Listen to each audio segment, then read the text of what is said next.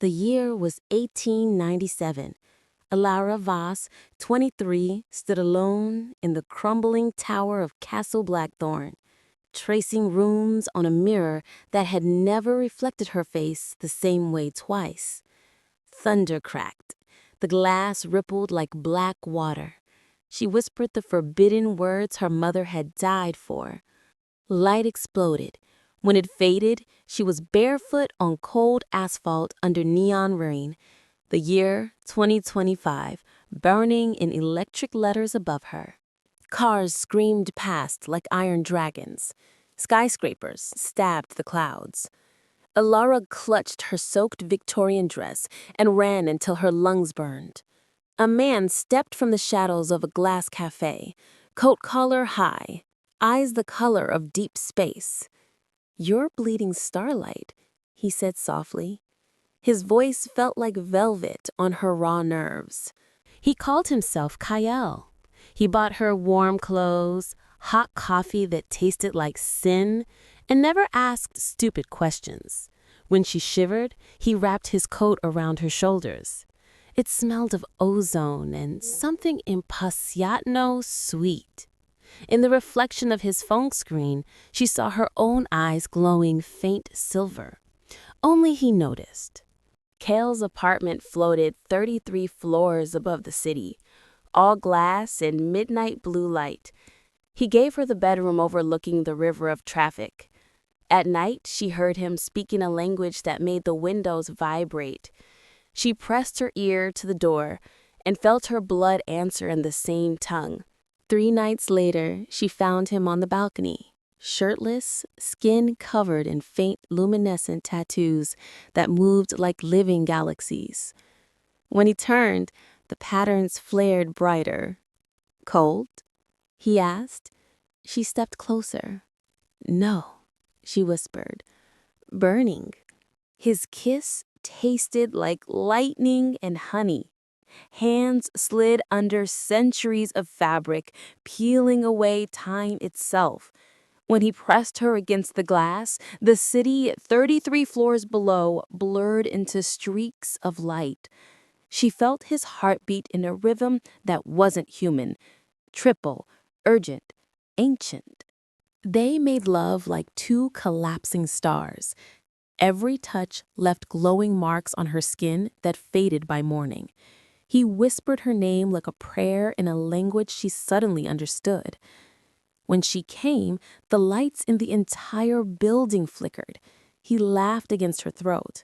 Odd. Days bled into weeks. He taught her phones, memes, how to order sushi with a thumbprint.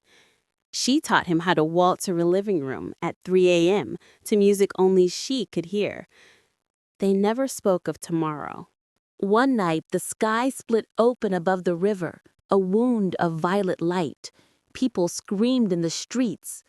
Kale's face went deathly pale. "They found me," he said. His tattoos burned white. He tried to send her away. "Go, live your human life." She laughed through tears. "My human life ended the moment I fell through that mirror." She kissed him hard. "I'm not leaving you to die alone." The hunters came at dawn, beings of liquid metal wearing human skins. Ko fought like a god, light pouring from his hands. Alara grabbed an iron candlestick from 1897 that she still carried in her bag and hit one so hard its disguise shattered. Pinned against the wall, bleeding silver, KL looked at her. "I wasn't sent to observe Earth," he rasped. "I was exiled for loving someone I shouldn't have." The lead hunter laughed. "Prince KL of the 9th Spiral, still chasing ghosts." Alara's heart stopped. She knew that title. Her mother's forbidden lullaby ended with those exact words. Everything clicked. The mirror hadn't been random. Her bloodline had been engineered millennia ago by KL's people. She was never human. She was his intended. hidden across time to keep her safe from the same court that now wanted him dead. The revelation unlocked something inside her. Silver fire poured from her hands. The hunters screamed as their metal bodies melted. Kael stared at her like she was the birth of a new universe. When the last enemy fell, silence rang. Kael dropped to his knees before her. "I searched 900 years for you," he whispered, "across galaxies, across timelines." She pulled him up, kissed the blood from his lips. "Then stop searching," she said. "I'm here."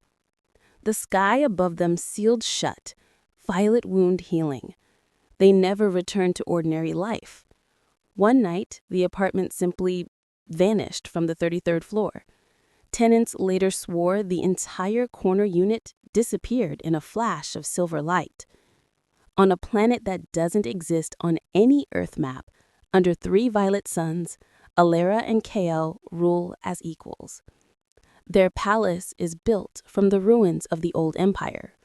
Children with silver eyes play in gardens that bloom with flowers from 1897 and 2035 alike. Sometimes, when the nights are long, they dance barefoot on the balcony of a castle that floats between stars. She wears the same Victorian dress, now woven from living starlight. He wears nothing but the marks she left on his skin. And every year, on the anniversary of the night the sky split open, they return to Earth for 1 hour. They stand on the same spot where the apartment once floated, invisible to humans, and watch the city lights. Then they kiss, slow and filthy and eternal, and vanish again. 2 exiles who finally found home in each other's arms across time, space, and every law of the universe.